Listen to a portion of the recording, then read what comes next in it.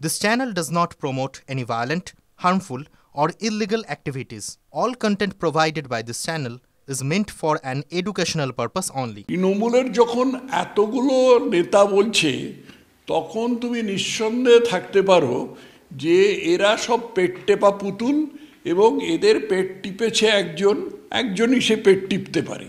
তাকে খুশি করার জন্য তৃণমূলের বাকি নেতারা এই কথাগুলো বলছে। তিনি বলেছেন, তিনি পুরো তৃণমূল দলটাই তো তার একটা এক্সটেনশন। অতএব তিনি বলেছেন যে এই যে করে হোক এই তৃণমূলের এই অভয়ার বাবা মার অভয়াও বলা হয়, অভয়ার বাবা মাকে চুপ করাও। সেই জন্য তারা এরকম ইতরের মতো হৃদয়হীন কথাবার্তা বলছে। আজকে আমি একটা সোশ্যাল মিডিয়ায় পোস্ট করেছি, তাতে আমি একটা ছবি দিয়েছি যে মদন মিত্র, বিশেষ করে মদন মিত্র, কারণ মদন মিত্র সবচেয়ে নোংরা কথা বলেছেন, সবচেয়ে ইতরের মতো কথা বলেছেন মদন মিত্র। বাকিরাও বলেছেন, কিন্তু ইতরামিতে মদন মিত্র সকলকে ছাড়িয়ে গেছেন। তো এই ইতরামি মদন মিত্রর মজ্জাগত, কারণ মদন মিত্র এর আগে 22 মাস জেল খেটে বেরিয়ে আসছে। সেই ছবিটা আমি পোস্ট করে দিচ্ছি, 2015 সালের ছবি।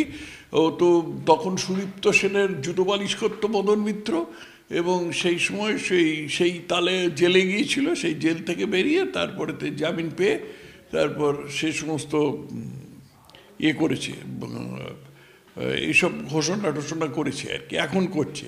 তো যে ওই রকম একটা কাজে মানে লক্ষ লক্ষ লোকের সারা জীবনের সঞ্চয় খুইয়েছে সারদায়, সেই সঞ্চয় খুইয়ে দেবার পেছনে যে প্ররোচনা ছিল, তার অন্যতম প্ররোচনা হচ্ছে মদন মিত্র।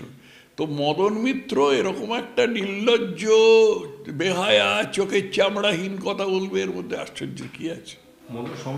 তৃণমূল কংগ্রেসে একটা রদবদল নিয়ে চর্চা চলছে রাজনৈতিক মহলে। সম্ভবত ফেব্রুয়ারিতে একটা বড়সড় রদবদল হতে চলেছে। মদন মিত্র কালকে টিভি9 বাংলাকে একটি বিশেষ সাক্ষাৎকারে বলেছেন যে তিনি চান মমতা বন্দ্যোপাধ্যায় ক্লিন তৃণমূল তৈরি করুন, সেখানে কোনো ময়লা থাকবে না, সাদা ঝকঝকে ক্লিন কর্পোরেট তৃণমূল চাইছেন মদন মিত্র। এরকম হয় কখনো? এরকম কখনো হয়? তুমি একটা কি বলবো, একটা আরশোলাকে বাধ্য করতে পারো যে শুধু পবিত্র ভূমিতে এর জন্য ঘুরে বেড়াবার জন্য, কোনো নোংরার মধ্যে না যাওয়ার জন্য? এরকম ব্যাপার একটা মদন মিত্র বলেছে। মূলত ভণ্ড লোক, মূলত এরা সবাই ভণ্ড, এবং এদের একমাত্র উদ্দেশ্য হচ্ছে মমতার সন্তুষ্টি বিধান করা, মমতা যাতে তাদের উপর খুশি হন সেটার ব্যবস্থা করা। মমতা তো শুধু সেতে খুশি হবেন না, মমতার আরও কিছু দরকার, তো সেটা তো তারা ব্যবস্থা করবেই, কিন্তু সেটা সবাই করছে। কিন্তু তার ওপরে মমতা যাতে খুশি হন তার ব্যবস্থা তো এদের করতেই হবে। সেই জন্য এরা এক একজনের সাথে আরেকজন পাল্লা দিচ্ছে যে কে বেশি চাটুকারিতা করতে পারে।